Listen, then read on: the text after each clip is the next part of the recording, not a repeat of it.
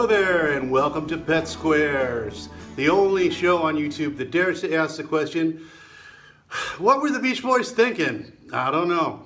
Anyway, episode 5, Little Deuce Coupe Volume 2. Why, you ask? Why do a second episode on one of the Beach Boys' most obscure 60s releases? Well, the short answer is because I'm an obsessive freak. But we'll get into exactly what I think I figured out about this album and the things I have to tell you, the oh so wonky things. But first, I want to hype a little bit the new project that I have out with Beach Boys lyricist Steve Kalinich. It's called The Meaning. It's a spoken word plus sort of a scored instrumental background by yours truly, me. For those of you that don't think you're really into that kind of thing, maybe check it out. It's got a little bit of the Beach Boys smile vibe. It's more than just noodling in the background when someone's talking. It's a whole deal. So if you like the smile period or maybe melodic progressive bands like the Moody Blues or Pink Floyd, give it a listen. It's on the Karma Frog Bandcamp page. That's my record label back in the States. karmafrog.bandcamp.com, and you can check out some of my own music there, but definitely check out my new work with Steve Kalinich. Okay, so Little Deuce Coupe again. Okay, I have a lot of stuff to tell you, and it's kind of complicated and it's kind of wonky, and I don't know how many people are even going to care, but it's all going to be new information, including new to people that are sort of experts on this stuff. This is the first time that this show is actually treading new ground in terms of hopefully adding to what's known about the Beach Boys history. Up until now, I've been pretty much relying on people to feed me this information, and I've done some analysis, and sometimes they've chimed in and said, well, maybe this is not right, maybe this is right, but it's not like I've broken new ground. But with the Little Deuce Coupe album, for those of you that watched the episode last time, one of the first things I said is that this is one of the few Beach Boys albums from this era where we don't have the original session recordings. So we don't have a clear understanding of exactly how these tracks were cut.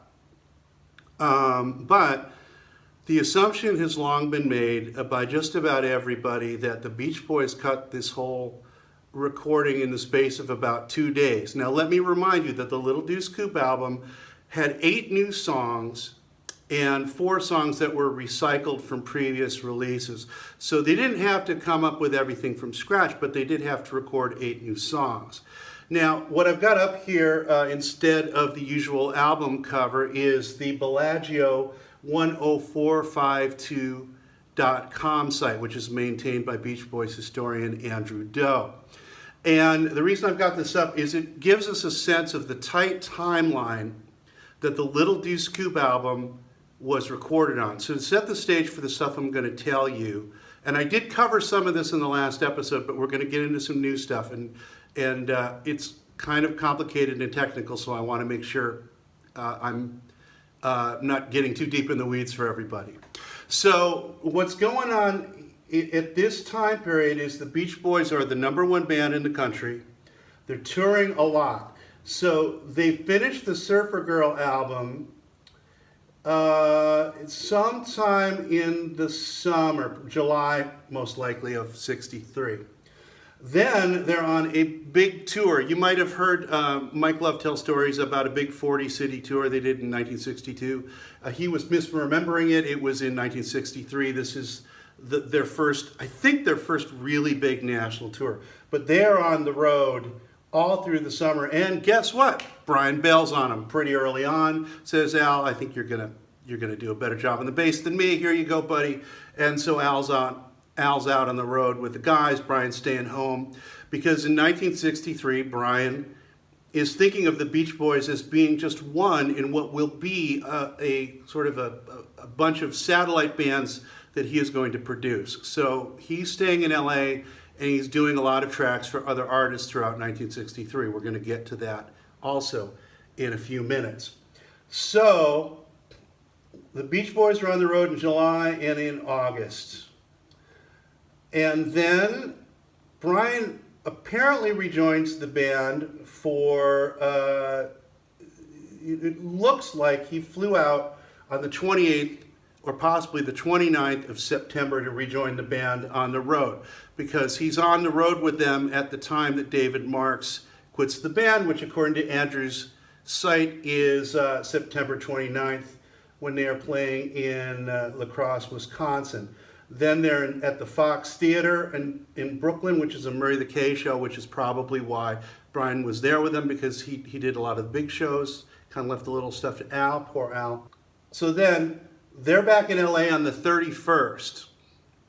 And on September 2nd, 2 days later, the paperwork is filed for the Little Deuce Coupe album. So this is long raised eyebrows with Beach Boys scholars, because this apparently means they did the entire album in 2 days. And not just 2 days, but 2 days where they'd just come off the road and they played a gig the day before. And to make matters more interesting, the band is back on the road on the 4th. So even if we think that the paperwork was misdated or something, that really only gives us an extra day. They're back in California on the 8th or 9th. They play a show in China Lake. That must have been interesting. So there's a day or two in there where they might have gotten back into the studio, but remember, the whole Little Deuce Coupe album is out on October 7th. So at the most, they had 4 days to work on this thing. And probably less than that when you figure they're squeezing in shows. They had to have time to get the thing to mastering. They had the lathe, cut the disc, get into process. So it seems that the paperwork is pretty close to correct. This album has to have been mostly cut over Labor Day weekend of 1963, or at least I think that was Labor Day weekend. First week, basically the first, second, maybe the third, okay? So, it has long been believed that the Beach Boys just went in and bashed out these tracks. And this was something I sort of glossed over a little when I was doing the last show, just like we've all glossed over this, because is it possible for a band to do a whole album in 1 day or 2 days? Yes, it is possible. In fact, I myself have done it. If you want to check it out, it's called Hello Cleveland. It's on that same Bandcamp page I told you about a few minutes ago. However, it's a little bit unusual, and even getting 8 songs or 7 songs cut in, let's say, 1 day, and then doing all these vocals from her. These are all 4-part harmonies, 5-part harmonies. They got to be double tracked. That's a lot. That's a lot. But we all just kind of went, well, I guess maybe they did it, right? Somehow they managed to do it. But after I got done with the show, a lot of stuff about this album was still nagging at me. And one of the things that was nagging at me is like, okay, maybe they could have gone in and cut the whole thing in 1 day. Maybe they could have done all the vocals in the second day or the third day. But when did they learn these songs? They're on the road for, 6 weeks prior to that? And prior to that, they're cutting a different album, so it's not like they were working these songs up. In the meantime, could they record it theoretically in 2 or 3 days? Maybe. Could they go into the studio cold, never having heard these songs before, or at best having had them played over the phone or something like that? At best having chord sheets in front of them? Is that really realistic? They're not the Wrecking Crew. This is the Beach Boys we're talking about. You know, even when I did my own album in a day, we had a whole day. We didn't actually rehearse the tunes, but we had a whole day where I wrote down all the charts. The whole band sat around a table. I went over each song with every one of them, and I talked them through what the arrangements were going to be. They all made notes, and that's what we went into the studio with. We had to have that day. And also, I'd been on the road with these guys for 2 or 3 weeks, right? So, and we didn't have to do 4-part harmonies or anything like that. Without that day to rehearse this stuff, at least, I got to say, I couldn't see how it could be done. I really don't. You know, And that was nagging at me after I did the last show. So I was doing some back and forth on this with Craig Slowinski, who, as you know, consults on this show and is the world's authority on who played what on the Beach Boys sessions. And I started thinking about how I would do this if I were Brian. Now, remember, Brian's not on the road with them. He's home, and they're out on the road. And at first I said, you know, if it was me, I'd figure out some way to get these tracks started.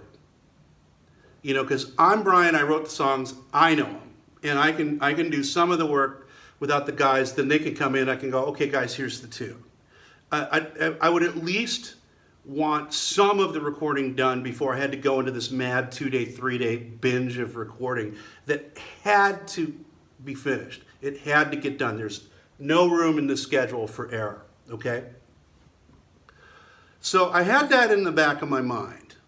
And then I started to do the bonus episode, the patron-only episode, which was going to cover the outside productions that Brian did in the second half of 1963. And I got to a track called Pamela Jean, which Brian was cutting with an outside band called The Survivors. And I was really, really struck immediately by how this track was laid out, because this started out with a discussion between me and Craig about what bands overdubbing onto bands sound like, because it's a really sloppy sounding track. And Craig sent me the basic track. In other words, the original session that was cut for Pamela Jean. And right away when I heard it, a bunch of lights went off in my head. Because the way Pamela Jean was tracked, there was a 3-track tape, and they tracked the band on 2 of those 3 tracks. One track had drums and guitar. The other track had piano by Brian, plus 2 horn players, probably Steve Douglas and Jay Migliori from the Wrecking Crew. Apparently, the musicians on the drums and guitar were Hal Blaine and Dave Nolan and or Bob Norberg. It's not really clear to me if there's 1 or 2 guitars on there, but I think it's 2. So that's the 2 guys, and Dave Nolan was one of the survivors. Okay, so you've got drums and guitar here, piano and sax here. The reason this hit me really hard is the track I spent the most time on the last episode was a track called No Go Showboat. No Go Showboat had a really unusual stereo mix, because instead of having the band in mono and the stack of vocal tracks, the double tracks, panned left and right, on this one the vocals were in mono, and the band or bands was panned left or right. And it was believed by pretty much everybody that this was a very early example of Brian overdubbing a band onto another band, and that's why you had this weird thing. In other words, the whole band cut once, and then they cut it again, this time without drums, because one track has drums, the other track doesn't. And that's why you hear this strange stereo spread. And right off the bat with that, I also said, yeah, I don't buy this. And I went into all the reasons why I don't buy it on the last episode. But the short version is they were not using headphones. They were only using monitors. So if you have a band and they're tracking to another band, everybody in the room's got to sit there and listen to that monitor and try to not get off what they played before. The argument's been made that, well, the first one had drums, the second one didn't have drums, so that made it easier. Yeah, it would have made it a little easier, but still, I would expect to hear a great deal of variation between the 2 performances. Because you'd have people listening and going, okay, am I on time? Okay, I'm a little bit ahead, I gotta back off, that kind of thing. And like I said in the last episode, if you've ever been a band and you've been in a rehearsal room and you've tried to play along with a record over the PA, you'll know how hard it is to stay on with that record, even if there's just a couple of you on it. So, but more to the point, and I didn't really get into this in the show, but I did get into this when I was challenged on this in the comments, is if you listen to these two bands on No-Go Showboat, you will hear no variation of the performance between the left and the right channel, except for the snare being on the one channel, and on the snare channel, the sound of the band being more blurry and less distinct. So I said then, and I am now pretty damn convinced that this is not two bands. It is a band track where the drums are basically inaudible. And then that band track's being played back through the monitor, the microphone's picking, or some other way, but probably the monitor, and the microphone's picking that up, and Dan is playing a snare drum. I've been challenged on this by a couple of different Beach Boys authorities, but even though I wasn't there and nobody's perfect, I'm ready to go to bat. This is one band track. Now the reason this is important, stay with me, I know this is really complicated. So when I was listening to the track without a snare, which is what I believe the original track is, what I could hear was piano and sax really up front, and then the faintest hint of drums and guitar behind that. So what it sounded to me at that time was like there had been a session where there was drums and guitar on one track, saxes and pianos on another, and somehow that drum and guitar track had gotten buried or lost or omitted, necessitating the snare overdub.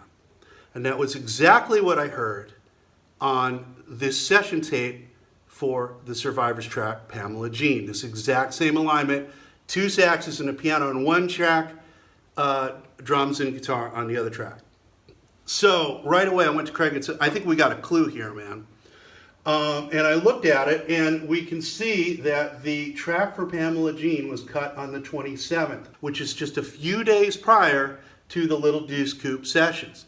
Wow, okay, so we got that. So it really sounded to me like this track for No-Go Showboat, this weird track, was taken from the same session, and the track that had basically the non-band members had been mostly wiped, and Brian kept the horns and the piano, overdubbed the vocals, and then probably overdubbed the snare after that, and that's what accounted for the weird panning, because the snare came after the vocals. That's my best guess. So then, following on that, there are two other songs on the Little Deuce Coupe album that have a horn section, Be True to Your School and Spirit of America. So that brought me to another thing I noted on the album on the last episode, which is on Spirit of America, just as on No-Go Showboat. The drums sound really up front and center, and it made me think there was an overdub, but I was kind of thrown because you could really hear a very present bass drum. And as I said before, it's one thing to overdub a snare when you're listening to a speaker, but it's another thing to be back behind a kit and try and keep a track where you're at when you're only monitoring through a speaker. So I was saying if Dennis was able to do that, I was kind of impressed. But another thing we hear on the Pamela Jean track, which was done at a different studio, Radio Recorders, than the Little Deuce Coupe tracks, which I think were done at Gold Star, but I'm not 100% sure, or Western. I'll put that up here, which one it was. You could hear that same really present bass drum on Spirit of America.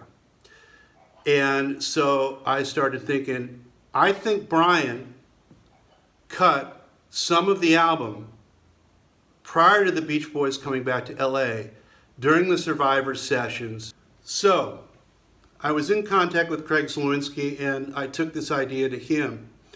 And he dug up an old interview with Rich Alarian from the Survivors that was really, really interesting. And the quote that Craig relayed to me from him was, quote, "At the time I had been writing and cutting records as the Beach Boys. We would go and do recording sessions at Gold Star when the guys were in New York, when the Beach Boys were in New York. We cut the Surfer Girl album, 5 of the songs on there. We were the Beach Boys. With Brian, we were the Beach Boys. When asked," this is Craig's words here, When asked, when you say we, who do you mean? Ilarion replied, Bob Norberg, myself, and Brian. We used to hang around together and go in and cut records. That Surfer Girl album was done when they were in New York, when the group was in New York. At least half of that album was done at Gold Star Recording Studios while the group were in New York because they had a deadline to get the record out and the guys weren't there. We went in and we matched the Beach Boys sound.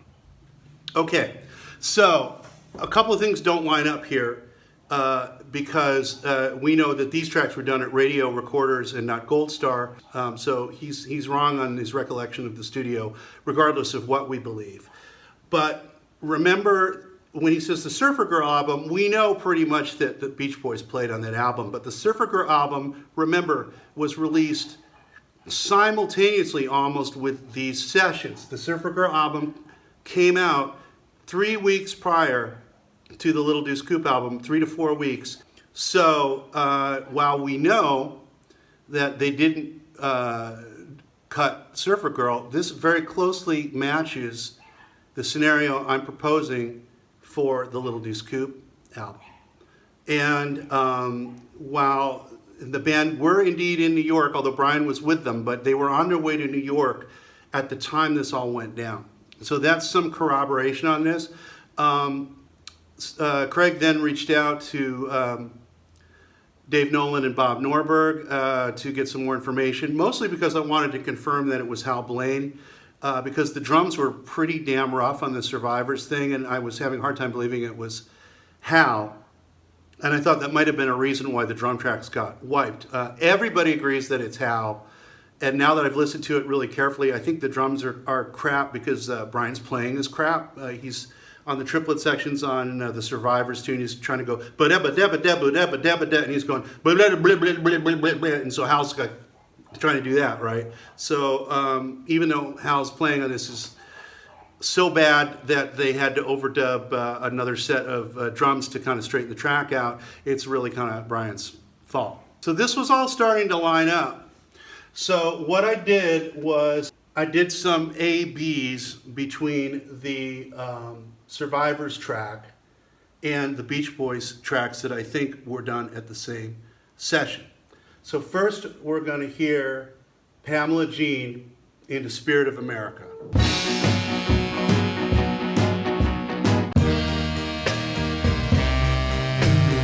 Let's listen again. Listen especially for that present bass drum.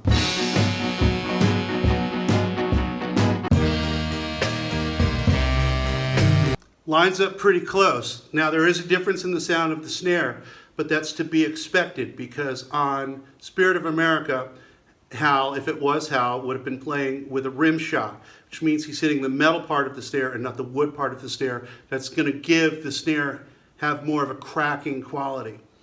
Everything else, to me, lines up pretty close. So now let's do a similar comparison with No Go Showboat. What you're going to hear is the snareless track of No Go Showboat, what I think is basically the piano and the sax from the Survivor session, plus Brian's bass overdub, and later hand claps overdubbed on top of it. So you're going to hear, listen for the piano and the saxophones kind of underneath the hand claps. And then we're going to go right into Pamela Jean. Okay, here we go.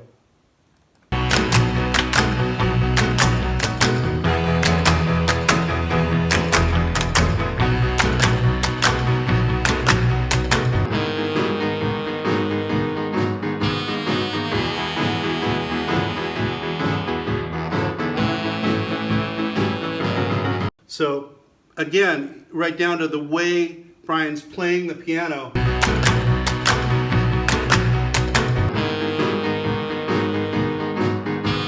Okay, so now Be True to Your School, that's the third track.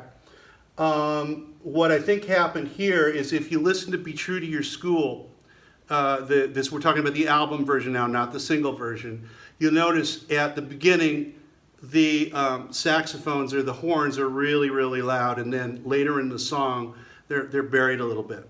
So what I think happened with Be True to Your School is, because there's no backing vocals at the beginning of the song, the Some Loud Braggart part of it, that the original basic track lineup was used, the for the intro. So in other words, you've got first generation saxes, first generation drums. And then when we get into the rest of the song, where they had to have the tracks for the backup vocals, we're back to a situation where the original drum and guitar track, whatever was there, was wiped.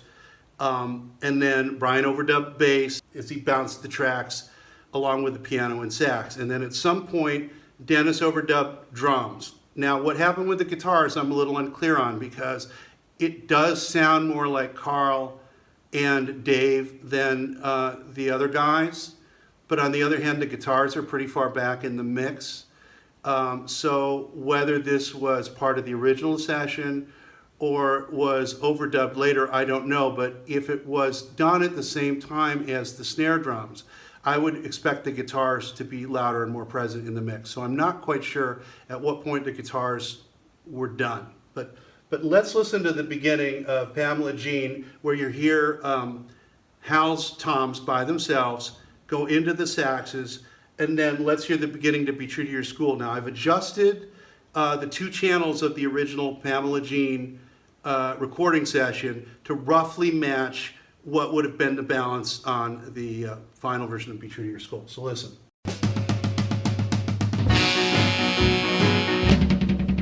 When some loud braggers. It's pretty damn close.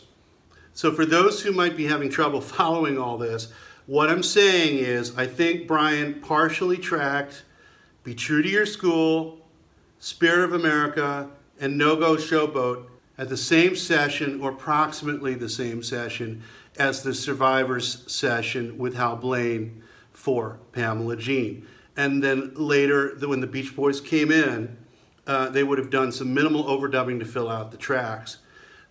Now, people that are not that familiar with the recording process are going to say, this is really, really complicated. You're making this complicated, Adam. The simple answer is they just went in and tracked everything. From a production standpoint, no, that's not the simple answer. If you take a bunch of guys, especially guys that aren't seasoned session musicians, throw them in a studio and try to cut 7 songs that they've never heard before, maybe heard once, and they don't know, and you expect that to work out peachy keen, that's just asking for trouble.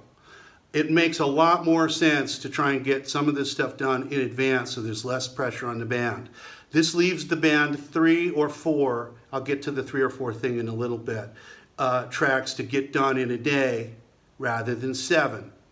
And because the tracks are partially cut, if they run out of time, they can triage the overdubs that they're going to do to what they need. This would explain why there's no Carl Wilson solos on the album. This would also partly explain why the weird panning happened on No Go Showboat, because it may be that things ran so late they wanted to get the vocals down for that, and the snare was the last thing they added. So with that in mind, I want to go down through the album again and revise what I said about the musician credits in the last episode, because I think some of them are wrong. And I think I can take a pretty decent stab at telling you who played on these. Now, I want to make it very clear. This is the first time this show is getting out in front of the experts. Nobody has signed off on this, although Craig does think this is at least plausible. Most people disagree with me about No Go Showboat being one band instead of 2, but I think I can prove that, and I'm going to get to that in a minute. But this is my opinion, but I'm laying out the evidence for my opinion, and I think it's pretty solid, and it matches what we hear on the recordings. Okay, so from the top, Ballad of Old Betsy. This is, I'm pretty sure, the regular lineup of the Beach Boys. And when I say regular lineup, in this era, in this case, it will be Dennis Wilson on drums, Brian Wilson on piano, Al Jardine on bass, David Marks and Carl Wilson on guitar. And that's who I think is on Ballad of Old Betsy. I did mention in the last episode that I think Audrey Wilson is singing the high part for all of the song except for the ending. I was challenged pretty vigorously on that in the comments, that it was Al Jardine. All I can say is I wasn't there. It sounds more like Audrey than Al to me, but I will say that at 1 minute, 21 seconds in the song on the right channel, I do believe I can hear Al Jardine lower in the stack than that high part. And if that is him, it can't be him up top. But as I always like to say, I wasn't there. And these guys can sound an awful lot like one another, but I'm still holding the opinion that it was Audrey on top. But maybe it was Al? I don't know. It doesn't sound like him to me, but maybe. Be True to Your School, as I said before, I believe that this is Brian on piano and bass, Hal Blaine on drums in the intro, Dennis on snare drum throughout the song. I am unsure about the guitars. I would put more money on it being Carl and David, but because of where they're situated in the mix, it could be Dave Nolan and Bob Norberg from the original session or from a possible overdub session. For the Pamela Jean recording, Brian overdubbed his bass, Hal Blaine overdubbed drums, and I believe there was a sax solo as well. So it makes sense. Brian would have done his bass dubbing at this same session. It's possible there were guitars dubbed at that time. It's possible the guitars are from the original tracking, but I don't think so because I hear no trace of the original drum track in the bulk of the song, but it's very hard to hear the track here. Now, Car Crazy Cutie is an interesting one because this is basically a re-recording of Pamela Jean, the song that set me off on this wild goose chase. They did completely re-record it with new lyrics, and I believe this is the band. In fact, I'm pretty sure it's the band, and it's really interesting because the part that Hal kind of choked on the session, because Brian was choking on it, the which is actually really hard to play because you wind up on the cymbal crash on your offhand.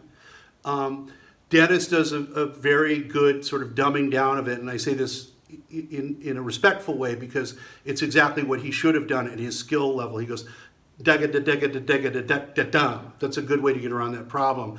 And you can see the way the band somewhat rearranged the part to be simpler to play and thus resulting in a much tighter track than the Survivors had, even though they had Hal Blaine apparently on drums. But this is, again, the band standard lineup of Dennis on drums, Brian on piano, Al on bass, Dave and Carl on guitar. I'm going to skip Cherry Cherry Coupe because it's a weird outlier and I want to cover that last. Spirit of America, I believe this is all carried over from the Pamela Jean session. I do not hear any guitar on it. If you hear some, let me know. But in that case, it makes sense. Maybe this was done at the end of the session and Dave and Bob went home and Brian cut this specifically for the Beach Boys album. So this would be Hal Blaine on drums, Brian on piano and overdubbed bass, Jay Migliore and Steve Douglas on horns, as they also would have been on Be True to Your School. I omitted to mention that. Then we get to No Go Showboat. Now, I want to address this whole thing about whether it's one or two bands. I've already laid out the case exhaustively, and you can check the comment section from the last episode of all the reasons I think it's one performance that's just being played back one generation and the second generation removed through a speaker with an overdub snare on the other channel. But I think I can prove this, although it takes some very sharp listening. Remember when I said there's no discernible difference other than the fidelity of the recording and the snare being added to the one track in the performance, which to me is impossible. If you can find the same anomaly on both tracks, then you've got the same recording. Now you can barely hear the guitar at any point during this song, and just like you can barely hear the drums. There are drums on the drumless channel, but they're very, very faint. In other words, just like what you would expect if the drum and guitar track were mixed out, but there was still leakage coming through the microphones for the piano and the sax. So at this place where you can hear the guitar, there's a place where there's a set of triplets that stick out. And you can hear it on both sides, which means to me it's the same recording. So I'm going to play this for you.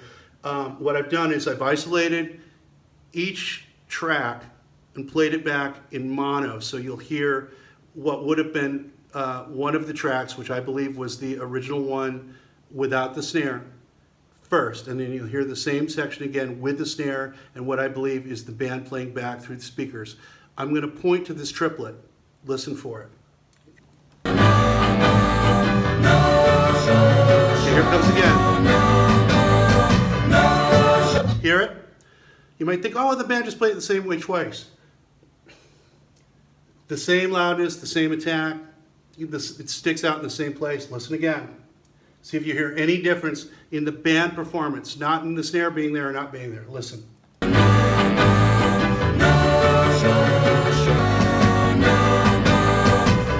To me, that's pretty clearly the same performance. The other question to be answered is, assuming that Brian mixed the drums and guitar out, why do we hear the guitar at that one place when we don't really hear the drums? Is there any place on the Pamela Jean track where the guitar sounds like that and it kind of sticks out and gets out in front of the drums like that? I'm not going to play it for you, but I went back and listened. There are. It matches up. There are places where whoever it was, whether it was Dave or Bob, it's a very similar tone, and there's places where he just kind of accents up and the guitar peaks out over the drums. So that lines up as well. So what that means is on No Go Showboat, you would have Brian on piano and overdubbed bass. Again, Jay Migliore and Steve Douglas on horns. Hal Blaine and Dennis on drums. Hal being very, very hard to hear, but if you listen very, very carefully, you can hear drum leakage on that track. Dennis on overdubbed snare drum. And the guitars would be Bob Norberg and Dave Nolan, one or the other or both. Okay, so that gets us to Custom Machine. That's the band, pretty sure. It's just the band. So Custom Machine, Car Crazy Cutie, Ballad of Old Betsy, all sound to me like they were cut by the band at the same session. They all sound pretty consistent sonically. And that tracks a normal Beach Boys session. Three songs, bang them out, and that would be a very reasonable workload under this set of circumstances. So we can skip A Young Man's Gone because that was an a cappella track, so there's no band on it, and that leaves us with Cherry Cherry Coupe. Now the reason I set this one aside is I'm a little bit torn on what happened with this one. There are indications to me that this was also prepared beforehand. But there are a couple of things that made me think maybe it wasn't. But I'm going to explain the weird thing about this is that you can hear at the beginning kind of a distant sound of a piano, and the more you listen to it, and it's much further back than the drums and the guitar, which are right in our faces. So once again, that either indicates something that's mixed pretty far back or something that's from a previous recording generation. So you can best hear it at the intro, so I'm going to play the intro. It's EQ'd a little funny so you can hear it, but listen for the pianos, okay?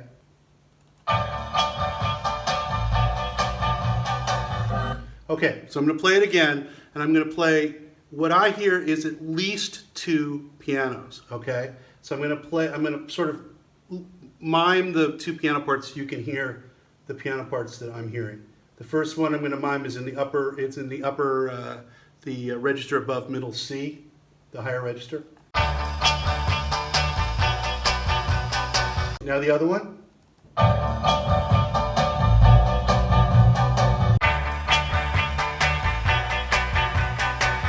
Okay, so I'm pretty sure there's at least 2 pianos on there. Now, it's pretty indistinct and it's hard to hear the rest of it, and also Brian's piano is pretty faint on the rest of the recording. So I'm not sort of putting my weight behind this like I am the other ones, because there's no horns on this.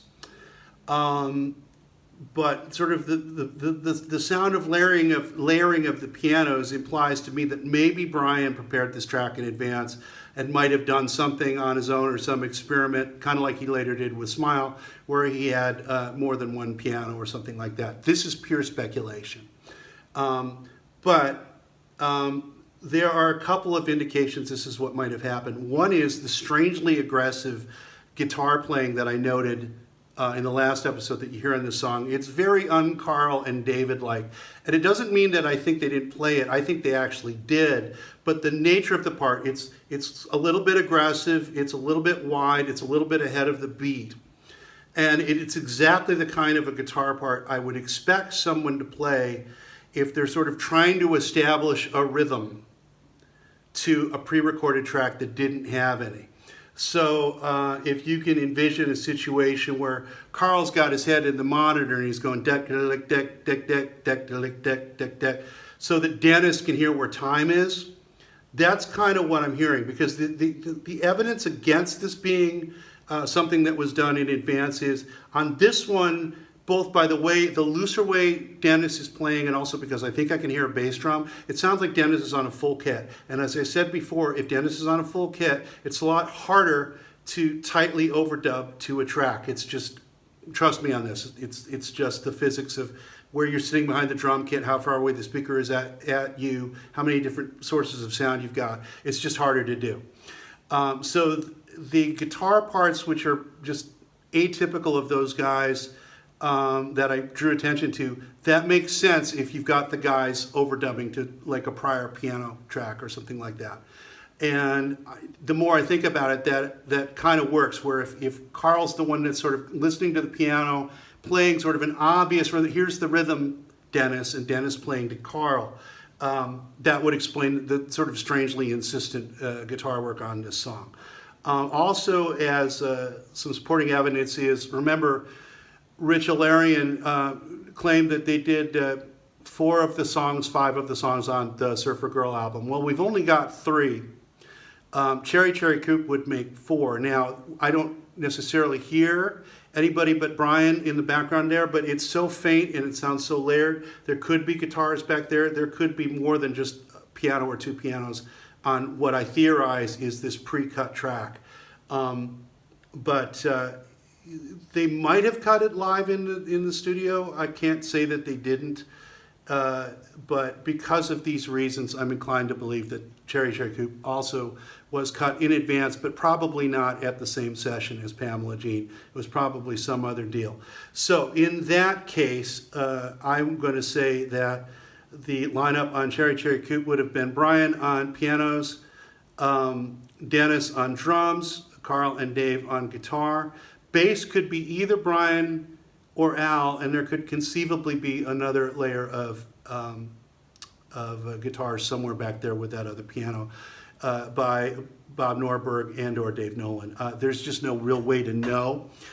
If it was overdubbed, I would guess it was Brian on the bass, because the fewer people they had overdubbing to the track in the studio, the less likely they were to get off the track. But I don't know, and I haven't listened that closely to the bass. It could be Al or Brian.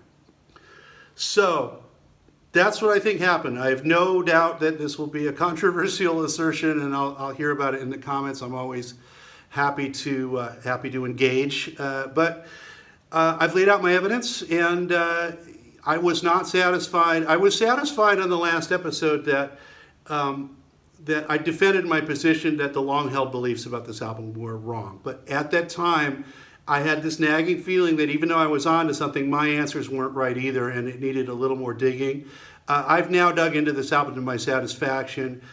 This is what I think happened. This line, everything lines up to me. It makes sense from a production standpoint, even though if you're not a producer, it might not seem to, but this is actually, given the time constraints, a much safer and more practical way to do it than trying to get the whole band in to cut everything and just hope they get it done, because you can't afford failure in that situation. It also lines up with what we hear on the recordings, and it explains all the sort of recording anomalies that I noticed on the last episode. And, you know, I got some of my theories wrong, but this is what I believe happened with the Little Deuce Coupe album. So, putting it up here for all the world to hear and debate on. I will be getting to that patron-only episode of Pet Squares where we cover the Survivor sessions. A lot of really good stuff to talk about, so I hope some of you will sign up to be patrons for the channel for as little as $1 a month. You just go to the Patreon page for this channel or the PayPal donation page. You'll find the link for it on the screen, in the info box, and in the first comment. So I am Adam Marsland signing off for Pet Squares number 5. Stay tuned for both the bonus episode and for our coverage of Shutdown Volume 2. Thank you.